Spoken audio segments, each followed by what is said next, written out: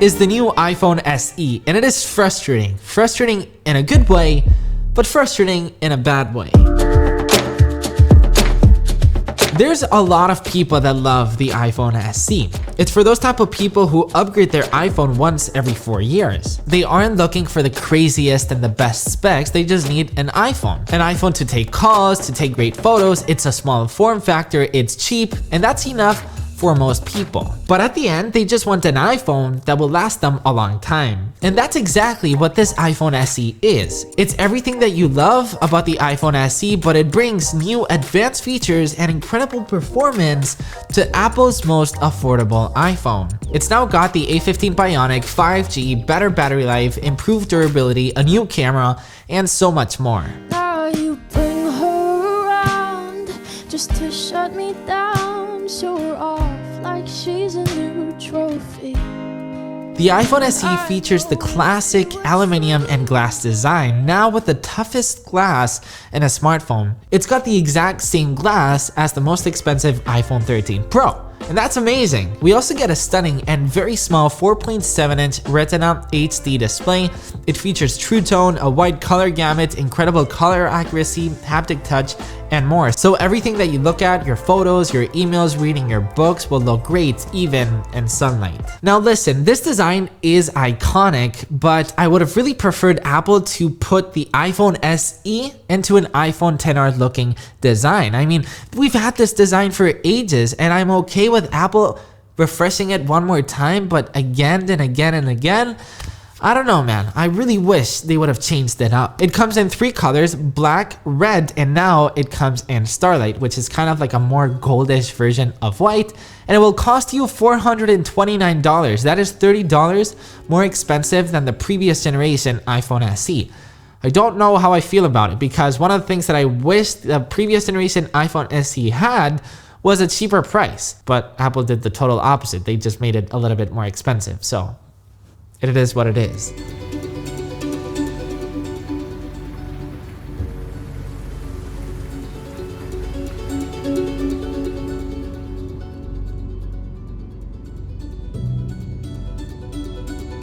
Yup, well, if that happens to you, you should be okay, because the iPhone SE now has an IP67 rating, 1 meter up to 30 minutes, so you should be okay for accidental normal day-like spills like coffee, water, tea, your grandma's soup.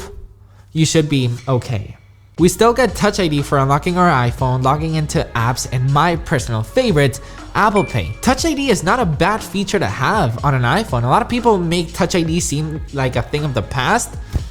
Look, if you have an iPhone SE and people are making fun of you, you can make fun of them every time they do like this, every time, you know, with their face mask, and it's not a bad thing to have. It's great in an era that we're wearing face masks all day long. Now, the iPhone SE might seem really similar in the outside, but definitely not in the inside, because the inside is just mind-blowing. The iPhone SE now has the A15 Bionic chip on the iPhone SE. That is the exact same chip as the iPhone 13 Pro.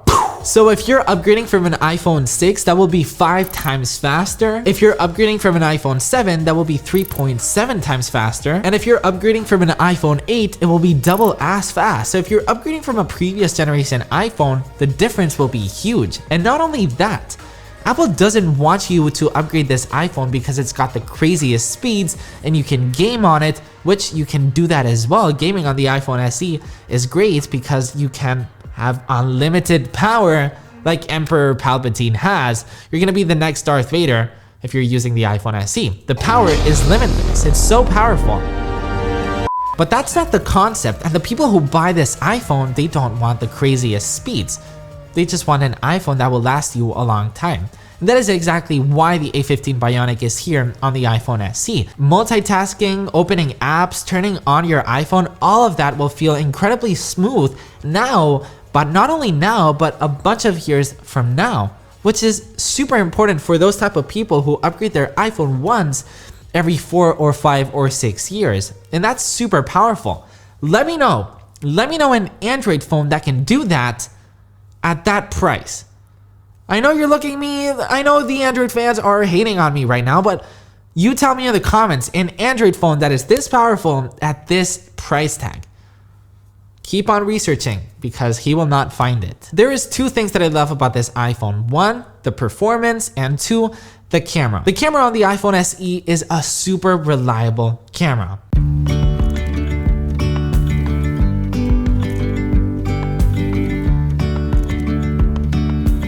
It's a very reliable camera during the day, full of colors, details, and great textures. It's a standard iPhone camera, and I don't see that as a bad thing. We had way too much fun filming this video.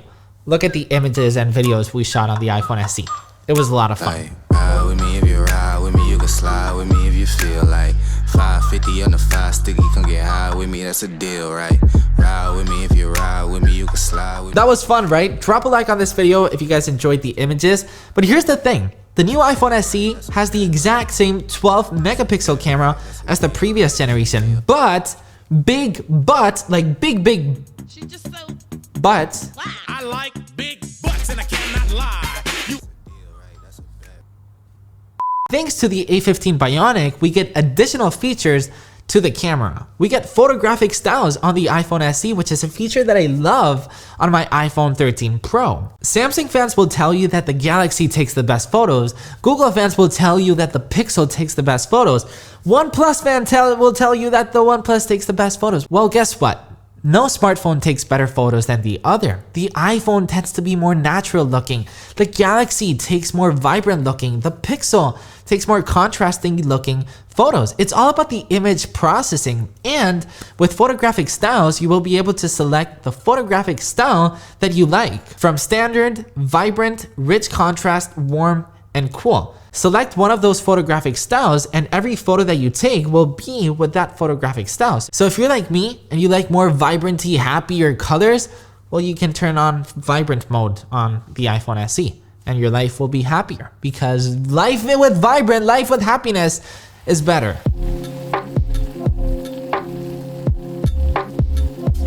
We also get Deep Fusion, which optimizes for texture and detail in every part of the photo. We also get Smart HDR4, which applies individual adjustments for color, contrast, and noise to subjects and the background. We get a 7 megapixel front camera to take selfies with, which is really not the best, and especially at low light, it's really not good. And I would have really loved to see ultra-wide selfies coming to the iPhone SE. For me, it's a must-have to take ultra-wide selfies. I mean, if you're more than 4 people taking a selfie, you don't fit. I use it every single day. Every time I take selfies with my iPhone 13 Pro, I always shoot them with wide. So it's one thing that I really missed with this iPhone. And that's the thing. I would have really loved to see cinematic mode coming to the iPhone SE. Dark mode. I mean, the iPhone SE doesn't take good photos during at night, so dark mode would have been amazing to have.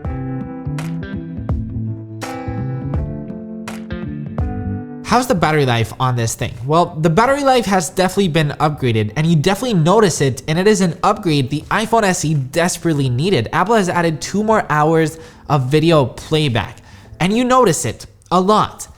Is it enough though? It's not. It's really not enough. At least for me, the iPhone SE does not last me through the entire day. And it's one thing that I complained about with the previous generation iPhone SE. I needed a longer battery life. And we got a longer battery life, but I need more battery life. I need an iPhone 13 mini. I need an iPhone 13 battery life, at least for me. That doesn't mean that everybody uses the iPhone as much as me, but just because the iPhone SE isn't for me, that doesn't mean that it isn't for you. All right, let me tell you the good and the bad about this phone really quick before I give you my final thoughts and who should buy this phone. The bad, there's 2 things that I don't like about this phone. One, the battery life, it's just not good for people who use the iPhone a lot, for people who work with the iPhone. And 2, the design. I really wish Apple would have opted with an iPhone XR looking design, especially in 2022. And the good, There's a lot to like about this iPhone. It's so powerful. The A15 Bionic, it will last you a long time. The camera is extremely reliable. It is it's got a really good camera. The colors are vivid. We get a bunch of details. The price, the iPhone comes at a really good price tag for a bunch of people to come in with the Apple ecosystem. It's small. If you love small iPhones, this iPhone is for you. So that's the good and the bad. Now, my final conclusion and who should buy this phone. The new iPhone SE is frustrating. As much as I hate to say this, there is a huge market for the iPhone SE, but the iPhone 11 is around the same price and has a cooler looking design, ultra wide cameras, ultra wide selfies. It's got a wide, ultra wide display, but it doesn't have the A15 Bionic chip. And I'm not saying that the iPhone 11 is for everybody or the iPhone SE is for everybody, but the iPhone 11 is for people who are in a budget. But the iPhone SE is for people who want to buy an iPhone that is reliable, that is good, but most importantly, it's an iPhone that will last them a long time. And if you're looking for a really good iPhone that will last you a long time, guess what? This is your next iPhone.